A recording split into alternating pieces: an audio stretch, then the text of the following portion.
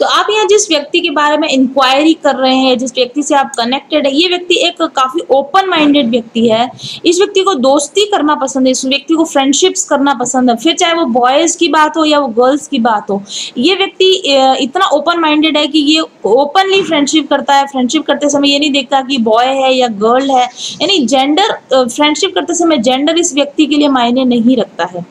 और शुरुआत में मुझे ऐसा लगता है कि आपकी इसके साथ रिलेशनशिप फ्रेंडशिप के तौर पर ही हुई होगी, या ये व्यक्ति अपने फ्रेंडशिप का ऑफर ही लेकर आपके पास आया होगा, या इनिशियली इसकी जो इंटेंशंस थी आपके प्रति वो फ्रेंडशिप की इंटेंशंस थी। लेकिन मुझे ऐसा लगता है कि ये व्यक्ति की फ्रेंडली ऑफर होते हुए भी शायद आप इनके लिए you fall for that person, आपको इनसे प्यार होने लग गया, हो गया या होने लग गया, और वहीं पर जो थी सारी गड़बड़ हो गई, सारा गेम चेंज हो गया, क्योंकि ये व्यक्ति आपके साथ एक फ्रेंडली जेस्चर रखना चाहता होगा, या शायद एक डिस्टेंस मेंटेन करके रखना चाहता होगा आप दोनों लोगों के बीच में। लेकिन आप इस व्यक्ति के साथ में ज्यादा गहराई से जुड़ गए और आप एक्सपेक्टेशंस करने लगे इस रिलेशनशिप में, जो एक गर्लफ्रेंड या लवर की जो एक्सपेक्टेशन होती है उस तरह की एक्सपेक्टेशंस आप इसमें करने लगे, और वहीं पे इस पूरे जो रिलेशन था ना, इसका डायनेमिक्स चेंज हो गया और प्रॉब्लम्स आनी इसमें डेफिनेटली शुरू हो गई होंगी। और मुझे ऐसा लगता है कि ये व्यक्ति जो फ्रेंडशिप का ऑफर लेकर आपके पास आया, या इनिशियली जिसकी आपके साथ फ्रेंडशिप थी, ये व्यक्ति आपको आईना दिखा रहा है। इस रिलेशनशिप में ये व्यक्ति आपको आईना दिखा रहा है, और ये व्यक्ति आपको इस चीज का आईना दिखा रहा है कि you are the person who is desperate for love. आप प्यार के लिए कहीं न कहीं परेशान थे, तड़प रहे थे, और ये व्यक्ति आपको इस चीज का भी आईना दिखा रहा है इस रिलेशनशिप में कि आपकी सेक्सुअल एनर्जीज इम्बैलेंस्ड है, आपका मे बी आपका सेक्रल चक्र में कोई ब्लॉकेजेस है, आपका सेक्रल चक्र ब्लॉक हो सकता है, और आप मेल और फीमेल के बीच के हेल्दी रिलेशनशिप्स या फ्रेंडशिप के बजाय आप प्यार के ट्रैप में आप जल्दी फंस जाते हैं। मे बी ये ऐसा आपके साथ हो सकता है, या ऐसा इस व्यक्ति के साथ भी हो सकता है, क्योंकि एनर्जी स्वाइप कर सकती है। तो मुझे ऐसा लगता है कि आप बहुत जल्दी इमोशनली अटैच हो जाते हैं लोगों के साथ, आप इमोशनली अटैच हो जाते हैं, और अगर कोई व्यक्ति आपके साथ में बात करता है, अच्छे से बात करता है, केयर करता है, तो आप बहुत जल्दी प्यार के ट्रैप में या प्यार के लूप में आप फंस जाते हैं, और उसकी वजह से आपके नॉर्मल रिलेशनशिप या आपके जो फ्रेंडली रिलेशनशिप होते हैं वो र्यून हो जाते हैं, आपके रिलेशनशिप खराब हो जाते हैं, क्योंकि आप ओवरली एक्सपेक्ट करते हैं। पहले आप ओवरली देते हैं उस रिलेशनशिप में, और उसके बाद आप ओवरली एक्सपेक्ट करते हैं, और जब वो एक्सपेक्टेशन आपकी पूरी नहीं होती तो आपके रिलेशनशिप लोगों के साथ खराब होने लगते हैं। और इस बात का आईना दिखाने वाला ये व्यक्ति, ये रिलेशनशिप आपकी जिंदगी में आया है, और ये व्यक्ति ना इस बात का भी आईना है कि आपकी लाइफ में कई सारे टॉक्सिक रिलेशनशिप और भी होंगे, क्योंकि आपका नेचर ऐसा है, ओवर गिविंग का आपका नेचर है, ज्यादा देने का आपका नेचर है, और मजबूरी के रिलेशंस आपने बहुत सारे झेले हैं अपनी जिंदगी में। टॉक्सिक रिलेशनशिप की आपको पहचान नहीं होती, यदि आपको पहचान भी होती है तो आपकी बाउंड्रीज टाइट नहीं होती, लोग आपकी जिंदगी में घुसे चले आते हैं, आपका फायदा उठाने लगते हैं, और इसकी वजह से आपकी जिंदगी में इस व्यक्ति के अलावा दूसरे कई टॉक्सिक रिलेशन होंगे जो आप अपनी जिंदगी में मजबूरी की वजह से झेल रहे होंगे। और ये व्यक्ति आपको इस चीज का आईना दिखा रहा है कि आपकी जिंदगी में ऐसे टॉक्सिक रिलेशन क्यों है। वो इसलिए है क्योंकि आप में self love, self esteem, self boundaries की कमी है, आपको इन सब चीजों के इशू है।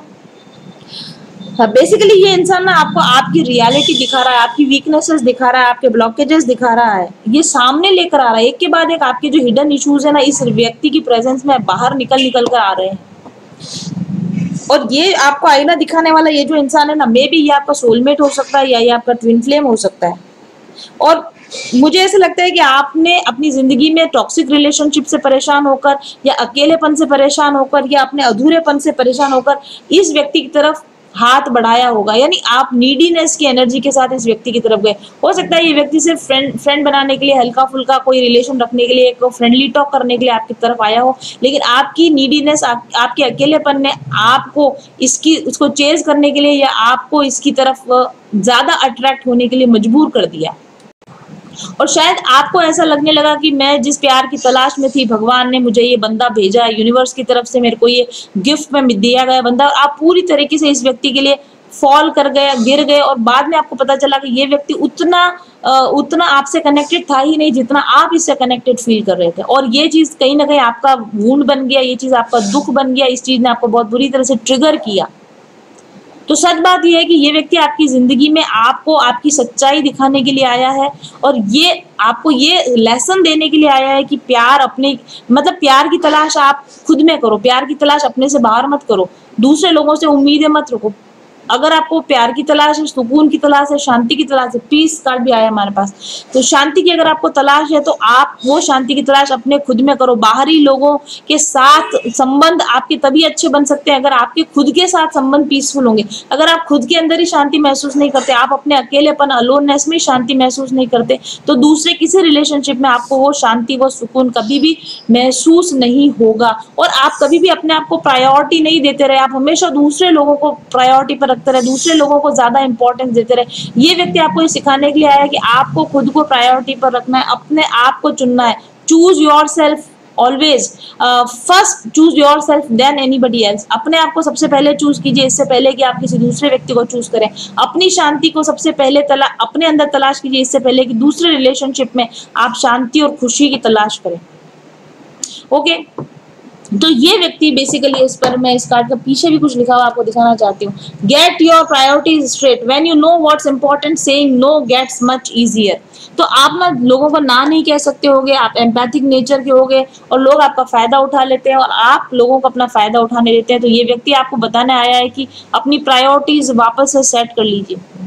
तो मैं आपको इस स्प्रेड से बता सकती हूँ कि इस व्यक्ति को ना एक अच्छे दोस्त की तरह अपनी जिंदगी में रहने दीजिए। इसको अपनी फैमिली मेंबर बनाने की, या अपना हस्बैंड या अपना लवर बनाने की, या इसके साथ किसी तरह के लव रिलेशन या सेक्सुअल रिलेशनशिप रखने की कोशिश करने से कहीं ज्यादा अच्छा होगा कि आप इसको एक अच्छे दोस्त की तरह अपनी जिंदगी में आप रहने दो। क्योंकि ये व्यक्ति ना आपको खुद की सही पहचान दिलाने में मददगार साबित हो रहा है, रिश्तों की सही पहचान दिलाने में मददगार साबित हो रहा है। और इस व्यक्ति के साथ आपके रिलेशनशिप में कोई कॉम्प्लेक्सिटी आई भी हो ना, तो उस कॉम्प्लेक्सिटी को आप साथ बैठकर बातचीत करके रिजॉल्व कर लीजिए।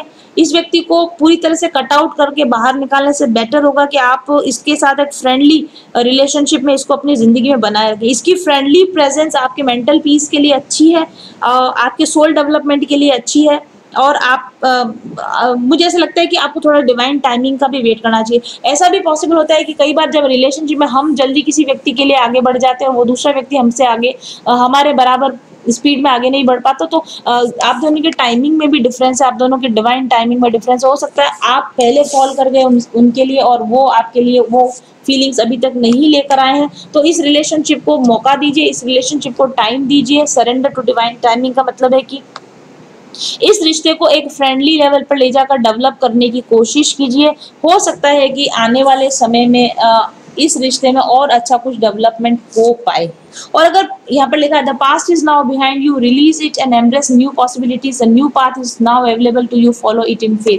पास्ट में अगर इस रिलेशनशिप में आपके साथ कुछ गड़बड़ भी हो गई है तो उस गड़बड़ को आप ठीक कर दीजिए, चलने मत दीजिए। इस रिलेशनशिप में एक नई पॉसिबिलिटी की तलाश कीजिए। अगर लव के साथ आप आगे नहीं बढ़ सकते तो फ्रेंडशिप के साथ इसमें आगे बढ़ते रहिए। विश्वास रखिए डिवाइन टाइमिंग में, अगर कुछ अच्छा डेवलपमेंट होना होगा तो इस रिलेशनशिप में आगे डेवलप हो जाएगा।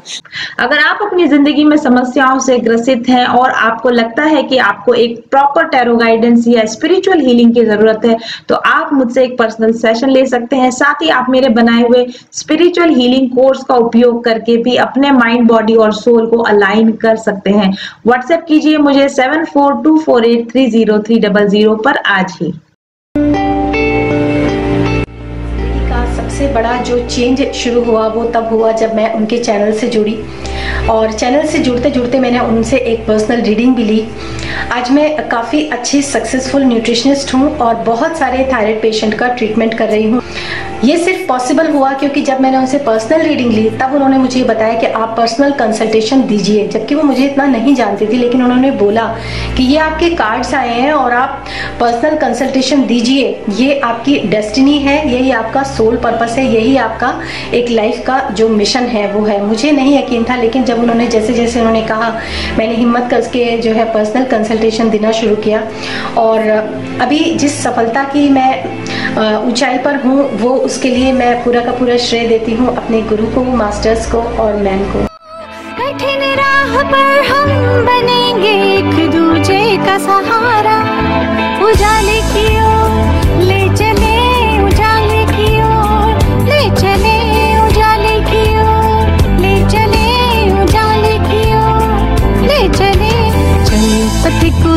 देश जहाँ पे सूरज सा उजाला, चल पथिक उस देश जहाँ पे सूरज सा उजाला, मिट जाता है सबके जीवन का अंधेरा काला, सतरंगी सपने हैं जो